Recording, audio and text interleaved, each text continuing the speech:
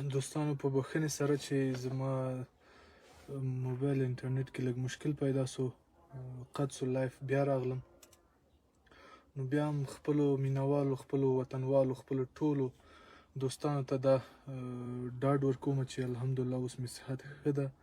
لږ سر مې زوبل دی خو 2-3 ورځې پس به ښه سي.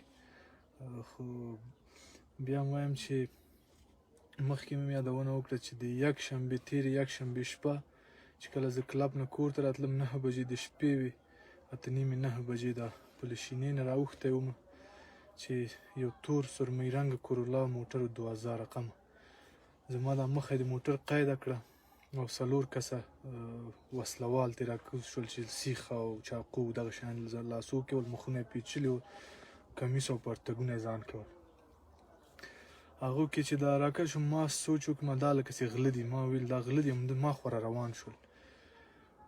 هغه سمدلاسه ما 2 نفره دوکې وویشتل په خپلو وسلې باندې، تومانچه باندې 2 نفره وویشتل. 2 چې خطا سول هغوی همداسې ځان کش کش وخته. ما ډزې وکړې چې دا نور ولم، هغه ونه لګېدل. سړی ورخطا کېږي نو هغه 3 مرمۍ مې چې وې ختمې، 15 مرمۍ وې، 2 ولګېدې، 3 فت شوې، ونه لګېدې. نو زه همداسې ورکوز شوم خالي لاس. هغوی سره سیخ او چاقو او زه تناله خالي لاس. خو هغه زه وهلم، ما هغوی وهل، دا سر باندې ولګېدم، دې ځای باندې، دې ځای باندې، دې ځای باندې، دې لاس باندې، خپه باندې. خو ډېر زیات هغه سیخ ډېر زیات خراب کړم، په دې سر ولګېدم. نو دوستانو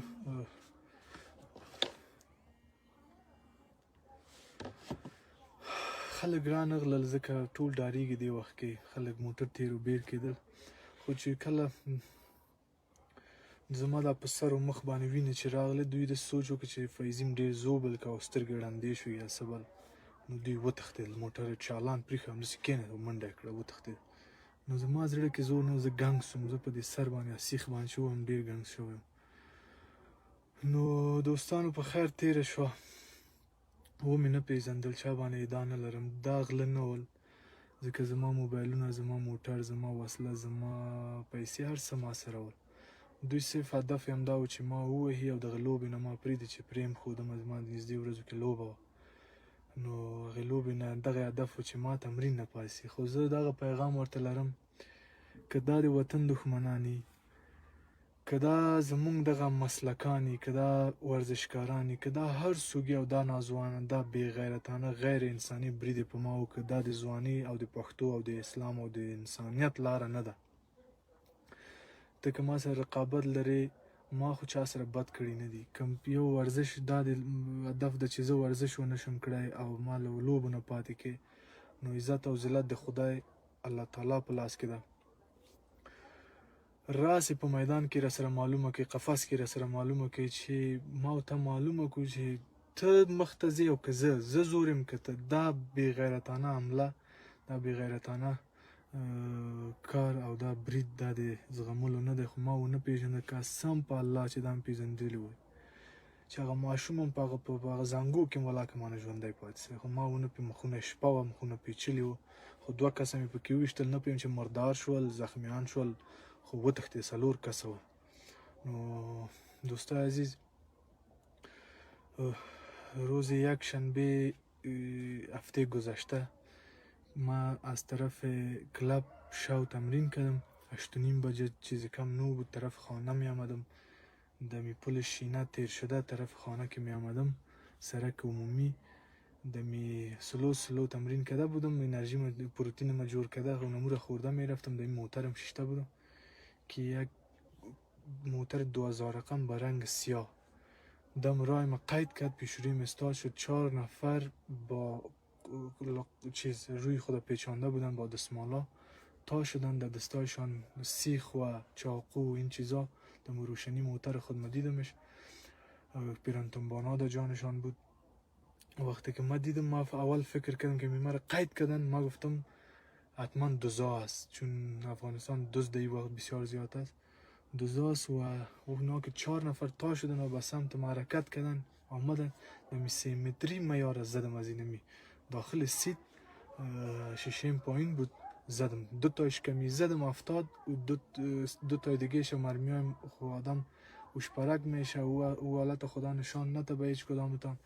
اون 2-3 مرمی دیگه مامو تا نخورد در جانشان فت شد. مرمی هم خلاص شد، ما تا شدم که تا شد مرخ چون قید کده بود ایسو شاخ همو چیز بود، بلوکای سرسرک بود، موتر ایسو رفته نمیتون و ایسو موتر ما قید کد نمیتون، مجبور که تا شم و من دست خالی کت مشت میزدم اونا کت سیخ و کت چاقو مرا میزدم 2 نفرشان و 2 نفر زخمی خود کش کده در موتر خود انداختن دیگه. در کلیم کت سیخ بسیار زدن و کت چاقو در دستم، در پایم، در این جایم، در این رویم زیاد زد که وقتی کتشان مقاومت کردم دیگه کدم واسشان که سرم نکشید. اونا تو فکر کردن خون که در سر رویم زیاد آمد، اونا فکر کردن که حتما چشما ازی کور شد و همون مقصد یا مطلب که داشتن حاصل کردن.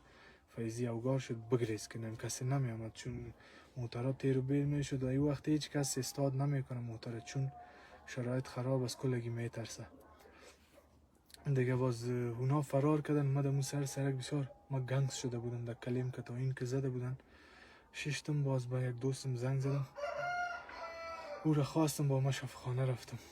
ما این خبر فیسبوکی مطبوعاتی نساختم چون افراد نشناختم، سر یک کس ناقیدا نمی کنم که هر کس بود بسیار یک آدم بی غیرت پست نامرد رزیل بود. این عملش غیر انسانی و غیر جوان مردانه بود، به خاطر که اگر تو دشمنم بودی یا هر رقابت کتم داشتی یا هر مشکل کتم داشتی بیا روبروی کتم گپ بزنی. این خود کار غیرت و مردانگی نیست که یک ورزشکار که در راه خود از جان خود خبر نی طرف خانه خود میره و تو با چند لچک او باش یک 20,000 یا 40,000 یا 50 یا 1 لک افغانی میتیش که برو ایره زخمی بساز یا ایره فلج بساز یا در یک جیش کت کارد بزن یا کت مرمی بزن. این راه مردی و جوان مردی نیست. هر رقابت هر مشکلی که داری روبروی ما بیا گپ بزن. احمد باشی محمود باشی ما نشناختمت، خدا و راستی اگه بشناسمت که کی بودی خونو 2 تا را که زدم اگه اونا موجه مفتادن وازو پیدا میکردم که یاره کی روان کده و یا کی بودن. خو تفنگچه آدم ها نمیکشه زخمی میکنن. ما در رویشان خود نخورد، در دلشان ماشیم، در پاش در کجایش خورد افتادن که مشناختم که کی بود که همون طفل گواره تا مگه از پیشم زنده میمان باز تو در روی ما بیادبی ما چیز میکردی. خب من نشناختم و سر کسی اعدام ندارم، خیر باشه صبح نه دیگه صبح حتما پیدا میشه. 2 نفرشان زدم که مرمی افتادن. خوش خدا سرشان رحم کرد که مرمی ما خلاص شد. اگر نه 2 تا دیگه شان برتان که میزدم ما ذره آدم در استرس میشه و خطا میشه و تفنگچه هدف نمیزنه، تفنگچه میپره. نشد خیر باشه. هدفشان اینمی بود که ما را از ورزش بانن، از مسابقه بانن. این هدفشان نبود که موتر ما یا موبایل های یا پیسه ما ببره چون هیچ چیزم گم نشد. فقط هدفشان اینمی بود که ما را اوگار کنن. در سرم کت سیغ زدن، در اینجم کت چاقو چیز زدن. 1 هفته شد زخمای مال خوب است، صحتم خوب، کم یک ذره گنگس هستم. 1 روز بیخی در شفاخانه بودم که گپ زدن نمیتونستم. در اینجا در جمجمه‌ام کت آیین که خورده بود با دکترها گفتن که نباید گپ بزن زیاد سر مغزش فشار نبیه.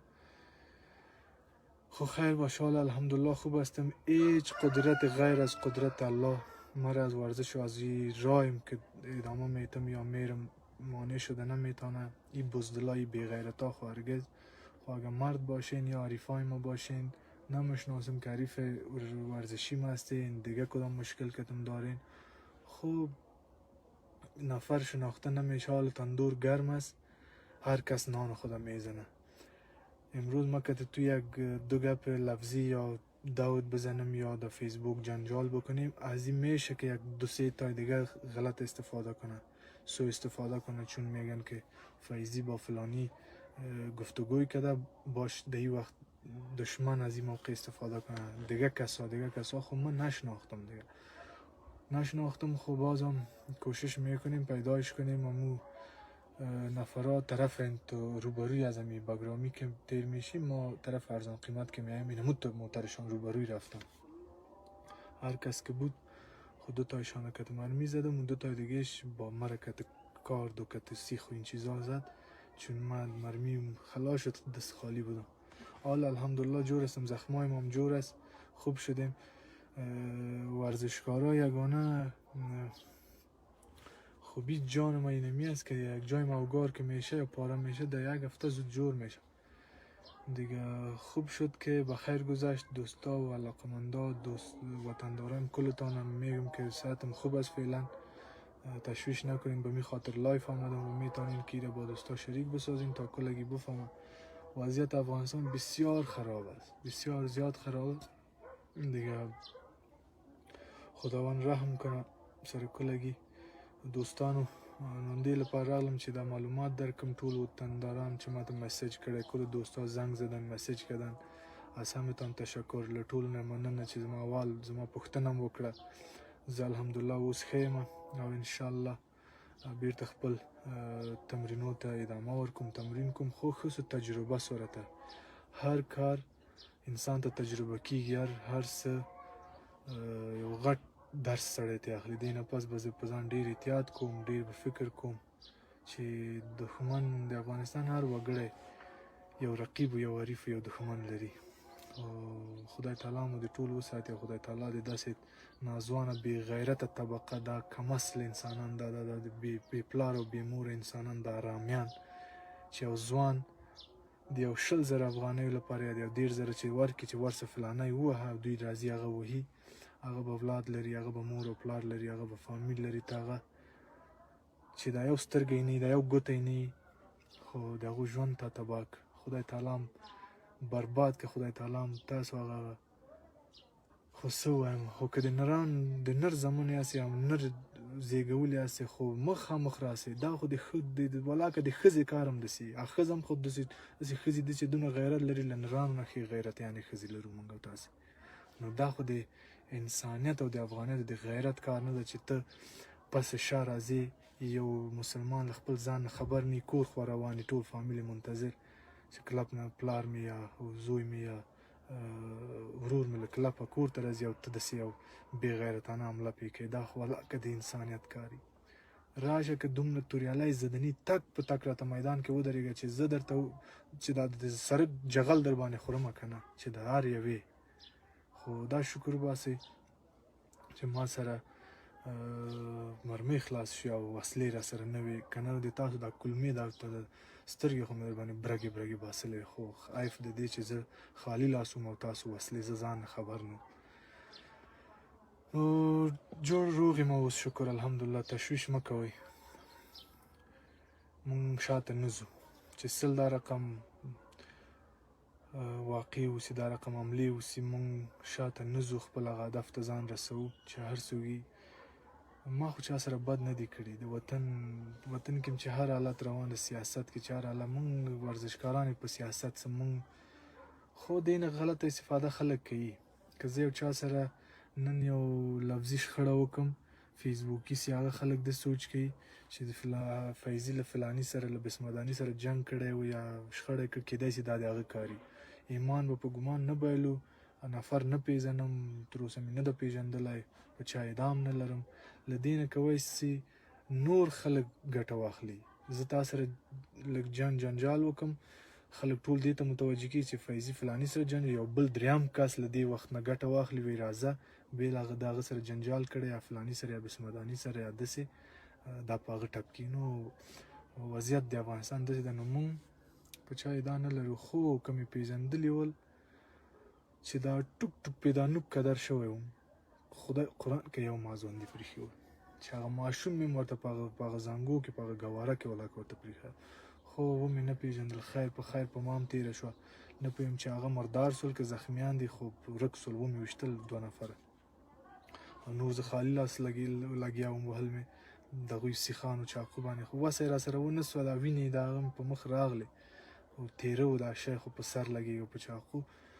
نو که دا 4 کسه ول او ما سره دا وسله نه وه، بیا دوستانو هغه وخت به یې زه ډېر زیات زوبل کړی وم، ځکه 4 کسو سره وسله والو سره بیا نه کېږي چې څومره قوي او ځواکمن اوسي سړی 4 کسه. نو که خالي لاس یو کار به وکړي ورسره، او چې دا دې په چاړه وهي او په سیخ دې وهي، په ډنډې برقي دې وهي او په یو شي دې وهي، نو بیا دوی سره نه کېږي. نو ښه چې په خیر په مونږ تېر سو. نو ټولو دوستانو نه بیا هم مننه چې ما لپاره دعای کړي او ما ته مسیجونه زنګونه وهلي. کورم آباد. ټولو ته ښه وخت ښه ورځ غواړم. ښه اختر تاسو ته غواړم او زه الحمدلله روغ جوړ یم. ما دا خبر فیسبوکي او مطبوعاتي نه کړ. ما نه غوښته چې دا خبر افغانستان کې نن سبا ډېر حالات ګډوډ ده. ما هیڅ څه ونه یک شنبې شپه په ما دا کار شوی و. تېره یک شنبې چې نن 9 یا 8 ورځ ده. نو دا تېره ورځ ما عکسونه زما کوم دوست یا زما کوم شاګرد خپل فیسبوک کې جي کړل چې شب گذشته یا تېره شپه په فیضي باندې حمله وشو. دا شب گذشته خبره نه ده، دا د 8 ورځو مخکې خبره ده دوستانو، د 7 ورځو یو هفتې مخکې یک شنبې شپه. نو اوس الحمدلله ښه یم. نو اوس دې لپاره چې ټول خلک خبر شول ځکه لایف راغلم چې زه خپل د صحتمندۍ اول تاسو ته درکړم. زه الحمدلله ښه یم او بیا هم میدان ته ځم، بیا هم لوبه کوم، بیا هم خپل وطن ته ویاړ راوړم. نو دښمن او زمونږ رقیبان دي شرمېدلي، رذیل او تباه او برباد دي. نو په الله هم سپارم. ډېر مننم له توجه څخه. تشکر از توجهتان. صحتم خوب است. فقط من نخواستم یاد سر یا این حمله را فیسبوکی مطبوعاتی بسازم چون افراد یا کسایی را نشناختم. دین روز بود یا پری روز در صفحات اجتماعی کدام دوست ما عکسای ما را نشر کرده بودن. بعد از اون مردم کلگی نشر کرد که دیشب سر فیضی حمله شد. دیگه دیشب نبود، شب یک شنبه بود. شب یک شنبه گذشته بود که یک موتر 2000 سیاه دمرای ما قید کرد در پل شینه. از طرف کلب می آمدم نزدیکای بگرامی قید کردن و با سیخ و دنده و چاقو این چیزا در سر و رویم در کلیم در جایم زیاد زدن. در دستم هم زد، در پایم دیگه. 2 تایشان که مرمی ما زدم اول و مرمی ما که خلاص شد اونا دیگه با ما روگار کردن و زدن. دیگه نخواستم فیسبوکی بسازم ولی دوستای ما که باز در دیشب در فیسبوک انداخت خواستم یک لایف بیایم و صحتمندی و تمام جزئیات و جریان یا سر یا حمله را برتان بگویم. دیگه خداوند تمام این بی‌غیرتا و رذیلا را که به خاطر یک 20,000 افغانی یا 1 لک یا 1 میلیون تو یک جوان میخوای فلج بسازی، او را میخوای بزنی یا اوگارش بسازی یا کورش بسازی. او از خود فامیل داره، اولاد داره، پدر و مادر داره، زندگی داره. خداوند تباه و برباد کنه. خود نشناختم، اگه میشناختمتان مرمیم خلاص نمیشد که لاشتان دم سر سرک منداختم. خدا سر شما هم رحم کرد و سر ما هم رحم کرد. دیگه سر کسی ادعا نداریم. میتونه از این گپ مردمای عام استفاده غلط کنه چون میگه تندور گرم است هر کس نان خودم میزنه. به خاطر از این که 2 نفر بین خود جنگ میکنه، نفر سوم از این وقت استفاده میکنه. ولی نشنه هر کس که باشه، می کسی که اینمی رقیب من باشه، حریف من باشه، بی غیرت ترین آدم اینمی بود اگه اینمی کار هر کس کده باشه. از این کده که سر ناموس خود مردگوی کنه خوب است. نه این رقم از پشت سر حمله، این رقم رذالت، این رقم بی غیرتی، این کار مردان است. بیا اگه غیرت داری مرد هستی رو بریم که معلوم که در قفس معلوم میکنی، در سر سرک معلوم میکنی، در رنگ معلوم میکنی که من لاش تپرتم که دندانای تا حلقت ببرم. خب غیرت نیستی، خب مردی نیست که یک مسکین بیچاره یک ورزشکار مانده و زل از کلب خود مبره، کل فامیلش منتظر است که از کلب میه و تو یک 4 تا باش لچک به جانش تعقیبی روان میکنی و او را اوگار میسازی و سر از او یک دم حمله میکنی. خب غیرت نیست ولی اگر رای مردی باشه. حیف نام مرد که شما سرتان نام مرد مانده شده. تشکر از توجهتان. بخیر و با عزت باشین. جور تیار هستم فعلا. دیگه از هدف ما بر نمیگردیم. بازم مسابقه میکنم، بازم در میدان میرم، زحمت میکشم و سر کسی هم خبر نیستم و سر کسی اعدام نمیکنم که کی بود نشناختم یا دیده باشم و شک داشته باشم. خب هر چی بود یک بی‌غیرت هر کس که بود دیگه. خب خداوند بشرمانش، بشناسمش. باز ما یار زنده و صحبت باقی. دیگه بخیر با عزت باشین. شب و روزتان خوش. انشالله در عید باز گپ میزنیم. خداحافظ و نگهدارت. خدای پامان دوستان.